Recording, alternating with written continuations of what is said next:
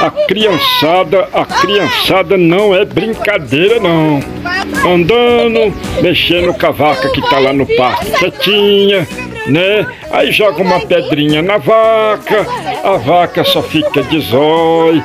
E vamos passeando, mexendo com a vaca, jogando pedrinha e já viu, né? A vaca vai pegando gás.